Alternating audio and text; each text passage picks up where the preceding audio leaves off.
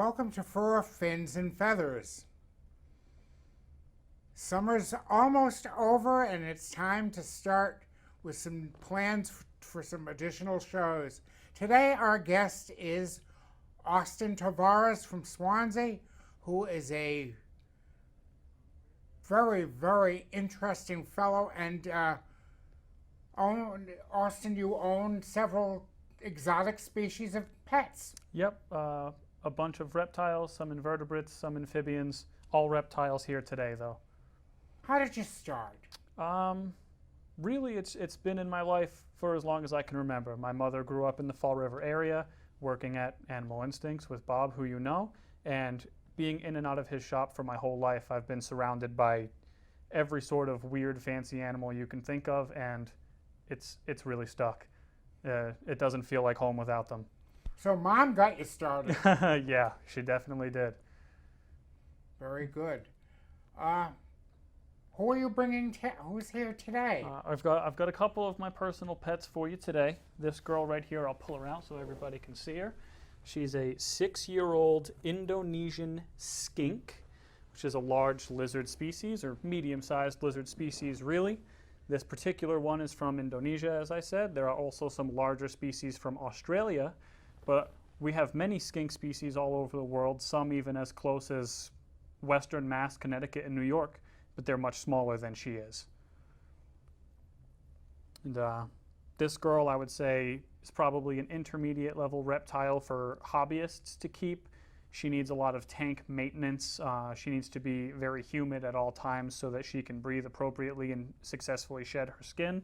That's why you can see all these droplets here on the tank, that even in travel, I've made sure to keep her necessarily hydrated. And based on her name, Blue-tongued skink, she wants to focus on me. She's so excited. She does have a large, vibrant blue tongue that she uses to ward off any predators if they try to come at her.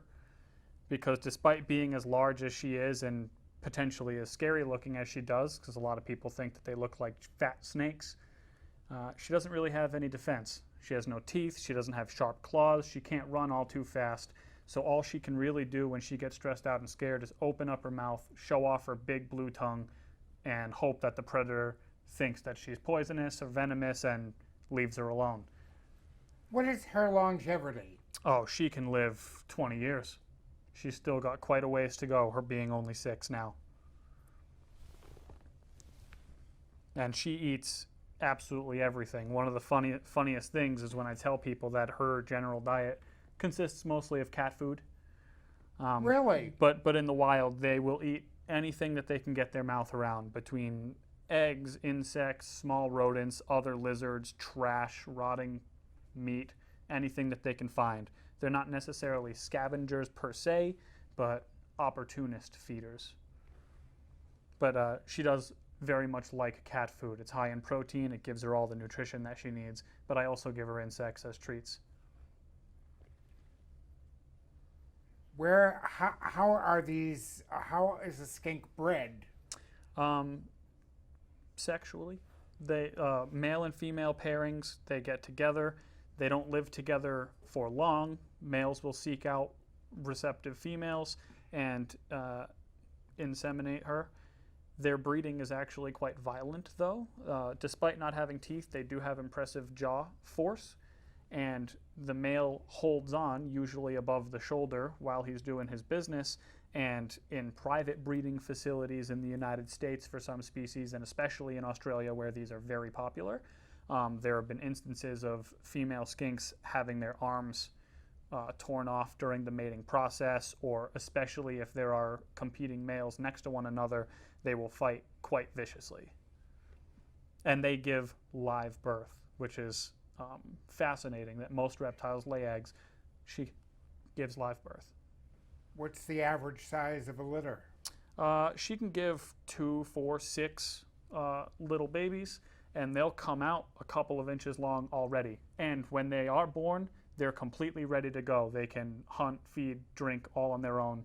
They're independent babies. She's not going to do much in the way of taking care of them. Are they nocturnal? They're diurnal, I would say. She does like to sleep during the day. but she spends a lot of her time out. That might be because she's a pet, but she's used to the lights. She's used to me poking and prodding and petting her. And yeah, in the wild, especially in Australia, like I said, where these are very popular, they're known for being able to be found everywhere. If you go kick over some stones or mess around in some bush, you're going to find tons of these guys. How much would a skink cost? Like I said, these are at least intermediate level for hobbyists. Skinks, the larger species, come on, the larger species are going to run you a couple of $100. These are more expensive than the rest of the guys that I've brought So today. these, she would not be a good pet for an inexperienced hobbyist. Right. This is not pet number one. Couple of years down the line, once you're used to the responsibilities associated with caring for pets, and once you have adequate space, because she needs a rather large enclosure, her body, she's still got a little bit of growing to do. She can definitely thicken out a bit, but she's already 16 inches in length, so she needs a good amount of space to crawl, climb, dig, everything that she likes to do. She's behaving. I'm so impressed. That's nice. She's a very nice little skink. Yeah.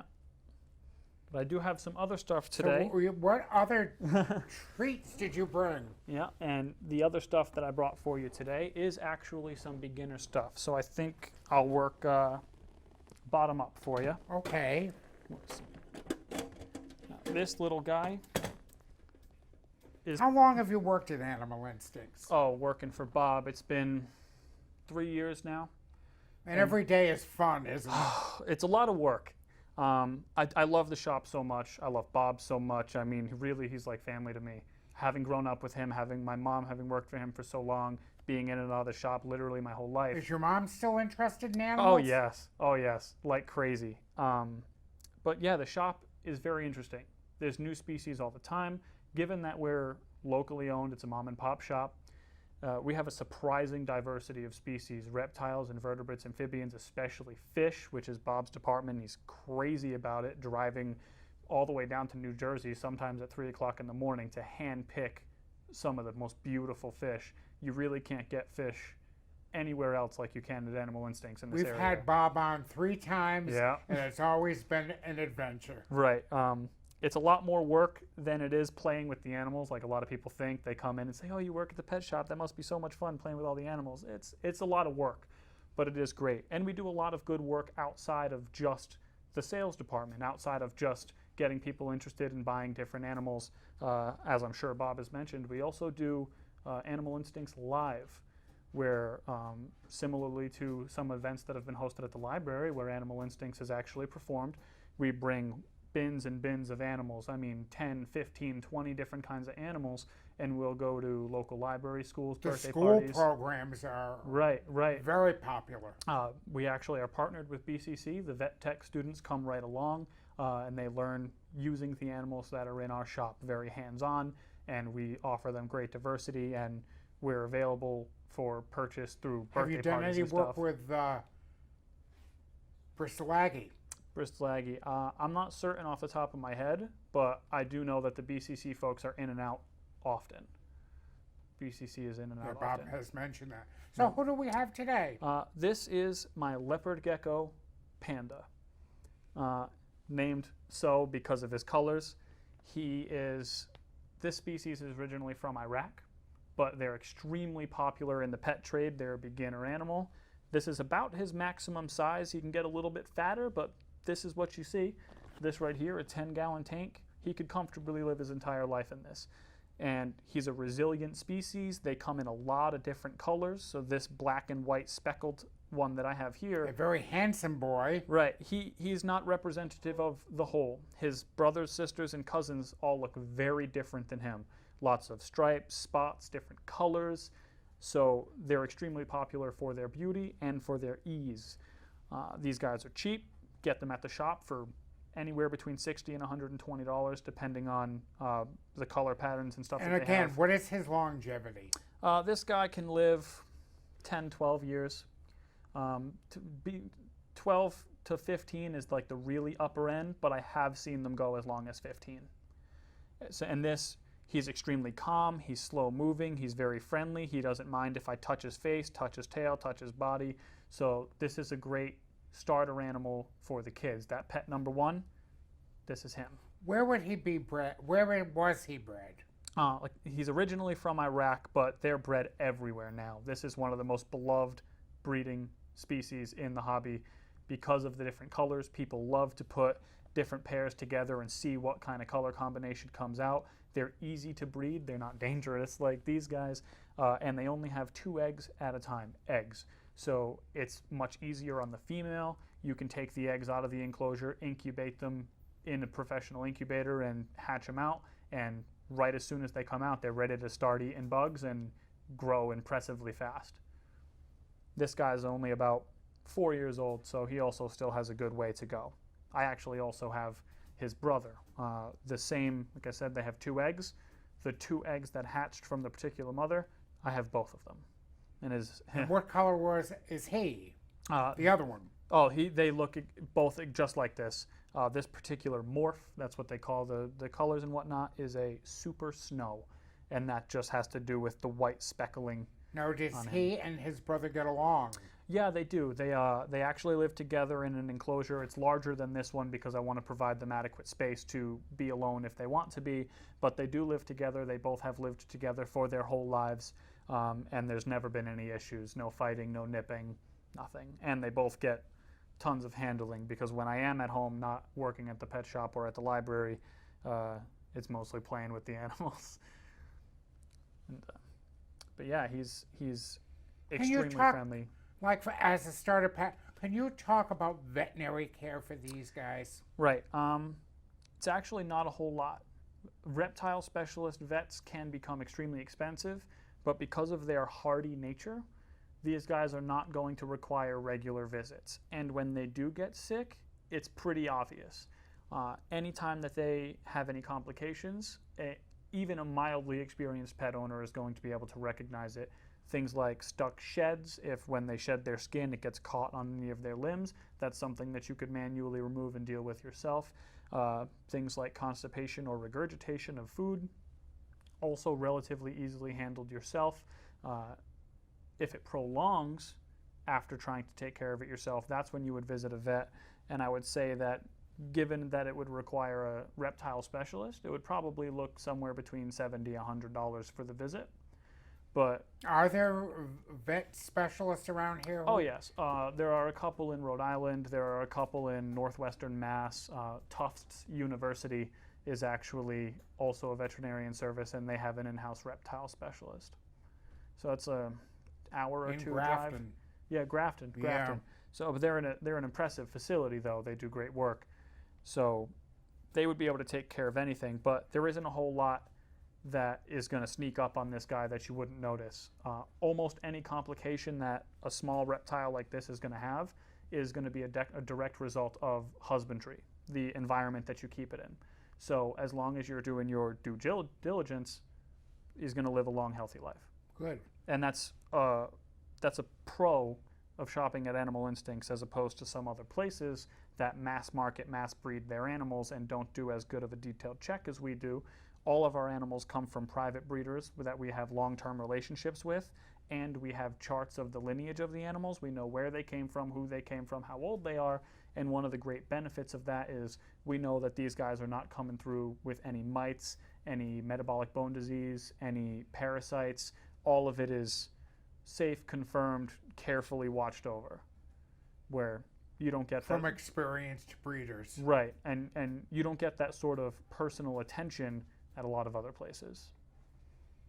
Who is next? Yeah, everybody is behaving so well today. I'm impressed. So well, they knew they wanted to be on TV. This guy's looking excited to get on out. We're going to go a little bit bigger now, a little bit more impressive. This is a fan favorite of everybody, the bearded dragon. Originally also from Australia. Despite his size, I would say that this is also a great pet number 1. These guys are extremely... And what's his name? This is Fang. Hello, Fang. These guys, they're extremely resilient. This is about their maximum size. Some can get a little bit longer. He's a little bit overweight. I have him on a diet.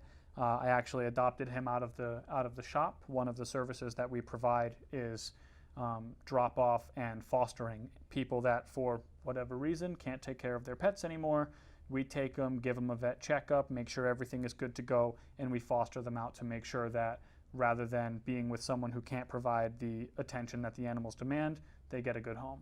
And that's how I acquired Fang here. So even though he is 4 years old, I've only had him for about 2 of those 4 years. He was already pretty big when I got him. He's extremely friendly. He's very curious. A lot of scientists actually think that these guys have genuine cognition, that they're intelligent and aware. Some people train them to wave and do various hand motions to signal when they want to be fed, when they want to go to the bathroom, when they'd like to be taken out of their enclosures. They're very intuitive. And the same way that a lot of people feel a personal, emotional connection to, say, their dog or cat, a lot of hobbyists feel that way about these guys, that they have very unique personalities from dragon to dragon. They're very personable and expressive. You can create a real bond with these guys. And they're extremely hardy. Their enclosure conditions, while a lot of people like to get quite fancy with them, are not that hard to meet like hers. They don't need crazy attention to humidity. They like no humidity because they're from the Australian bush, where it's pretty much just sand and clay out there. So these guys, if you put them, I mean, some people even go as far as to just leave them on paper towels in their enclosure because it makes for extremely easy cleanup, and they'll be just fine. They'll be just perfectly happy. Now again, Fang is what? Who? What is his species? He's a 4-year-old bearded dragon. Bearded dragon. The name comes, of course, from this impressive beard. And even though he's not going to do it for us because he's so used to me poking and prodding and picking him up, when they get aggravated or when they have male-to-male competition, they flare this beard up, becomes very puffy. They stand on their hind legs and flare it out, and it becomes deep and black. And that's where they get the name bearded dragon. But he's just a fat little love bug, so he's not gonna rear up on us. Somebody had their business on me. That's part of the job every day. A lot of people really love these guys. Just like the leopard gecko, they come in a bunch of colors. His longevity is about 15, 20 years. And yeah, with a lot of these reptiles, when you get them, it's a lifelong commitment. So it is a little bit heartbreaking to see when people, for one reason or another, can't continue to take care of them, especially after they've established a bond. But they are a long-term. When you get it, you should expect a minimum of 10 years. For a lot of species, I would say expect a minimum of 15 years that you're going to be taking care of it on a weekly, daily basis. But it's really worth it. So it's like a dog. Yeah, absolutely. Or a cat. It's a long-term commitment. Right. And a lot of people even go as far as to walk these guys. We sell little harnesses for them, bring them outside, let them eat insects, and I don't encourage that. I prefer, I'm worried about any pesticide or parasite that a wild cricket or something might have, so he gets all bred insects. But, I mean, it's common. People walk around with their snakes. People walk around with their bearded dragons. It's becoming more and more mainstream in the hobby, especially these guys, because they're relatively inexpensive. You can get one for $100. They're hardy. They can live in all sorts of different conditions. They're super friendly, super personable. You don't have to worry about them ever biting. Even if he did bite, his bite force isn't strong enough to break my skin. Makes them great for kids, and they can live a long time. You can watch them grow up and create a bond with them.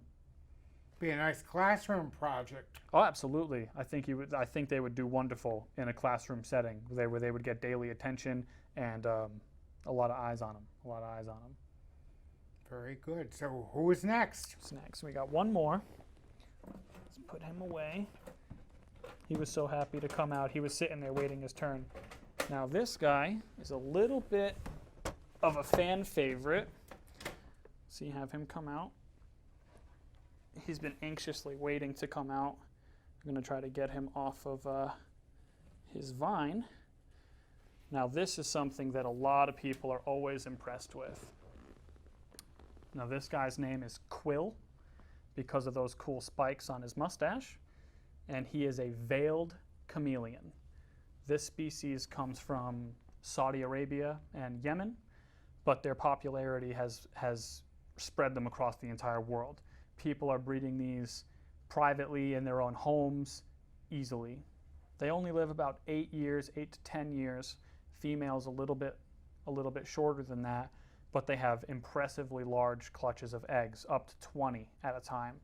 So when people do privately breed these guys, they end up with tons of them, which makes them readily available in the pet trade. They're super abundant. They're relatively cheap. You can pick one of these guys up for $70. And when they come out, they're an inch, 2 inches long, and they get to this 8-inch beast of an animal.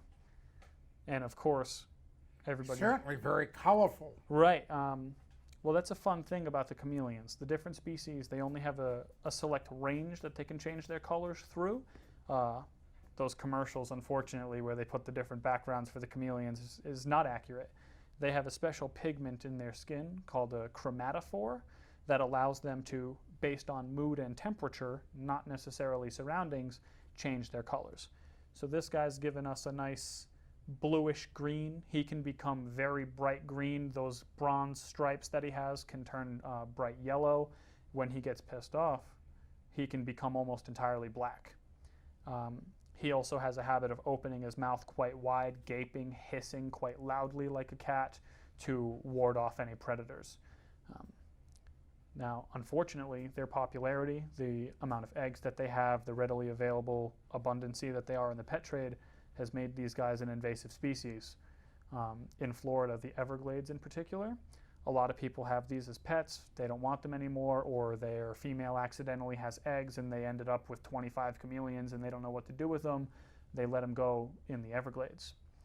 Now, despite coming from Saudi Arabia, Yemen, more arid, desert-oriented places, in those areas they actually live in mountainous, forested areas, and they thrive in the Everglades. The high humidity, the extreme population of insects, all of the tree canopies for them to hide out in and climb around in, makes for an absolutely perfect home. So what people didn't anticipate upon releasing them in the Everglades is that they were able to situate themselves quite firmly, continue to breed without human interaction, and now there's a ton of them. And they're going around decimating the insect population, which prevents other local reptiles from being able to feed, while they also compete with other invasive species that are attacking the Everglades at the same time. So it's getting out of control in a way. It's quite out of control, yes. There are actually a number of organizations down in Florida that are responsible for going out into the Everglades and trying to capture as many of these guys as they can. Thankfully, they're not being killed. A lot of these captures are being fostered out to hobbyists, to zoos, to educational outreach programs and things of that nature. But the exponential growth that they've been able to experience, it's not likely that we'll ever see a veiled chameleon-free Everglades again. But, these guys live, like I said, 8 years. This is a male, as indicated by his large crest there on the top of his head. It doesn't start off that big, but it grows as they age, and that is one of the devices, along with their color distribution, that allows them to attract a mate. And this guy, Fang here, actually has quite a large crest, and given that he's only 3 years old, I wouldn't mind getting him a girlfriend in the near future and trying my hand at the breeding process privately. But I certainly won't be releasing any of his babies if it comes to that. You'd probably keep them? Oh, absolutely. Chameleons are among my favorite group of animals. The different species, their colors, their interactions, the way that they hunt with their tongue, everything about these guys is beautiful and fascinating to watch. And unlike everybody else that I've brought today, a tropical species like this, they have arboreal enclosures. They very tall enclosures full of live plants and color. So not only are they just absolutely wonderful pets to have, but they make for really beautiful display animals in the home. This guy, he sits right on my desk while I do my homework and everything at the house, and his enclosure is full of leaves and green and red and flowers, and he's always there front and center, perched up on his branch, displaying beautiful colors. And whenever I put some crickets or worms in there, I get to watch that always impressive tongue strike. And you still go to school? Oh, yes. Surprisingly to most people, I'm not yet in the animals department. I'm currently finishing up a program in criminal justice so that I will become eligible for a pre-law concentration in the hopes of ultimately becoming an environmental lawyer. So it's a little bit less of a hands-on approach than my life has been thus far, especially it's less hands-on than being at the pet shop, but the personal and sentimental relationship that I've been able to build with so many different animals throughout my life, and working with people who are so dedicated to conservation and education like Bob, that's really, I think, that's the passion, that's the dream, is to be able to be the guy that does the speeches and writes the legislation to protect animals like this. Because there are a lot of places in the world that either by malintent or ignorance are letting the beautiful biodiversity fade away. And that's not something that I think anybody wants to see. And it's very important that it be preserved. Right, right. It'll be a colder, darker world when we have to show our kids animals only on the internet, that they won't be able to see them, not even in zoos anymore, because of sometimes malintent, sometimes simple ignorance.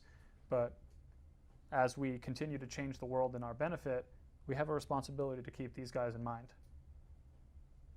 And they are all beautiful in their own regard. Yep. What are some other pets that you've enjoyed?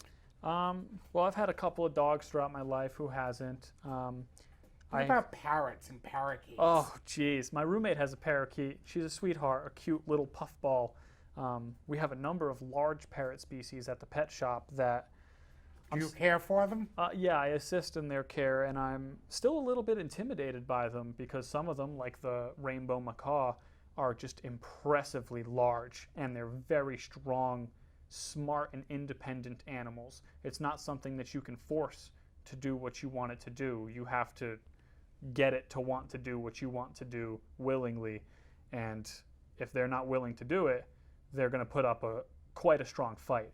But they're amazingly intelligent. They talk to you, they respond, and some people think that the parroting back, that they're just mimicking what you say, but no, it's quite clear that the way that they respond, the way they move, they understand. I'm being told that it's time to wrap up. Austin, it was fascinating having you on the show, and I want you to come back. I will come back. I can bring some new stuff. Some other new creatures. Yeah. Okay, thanks so much for coming. Thank you for having me, Brian. Thank you.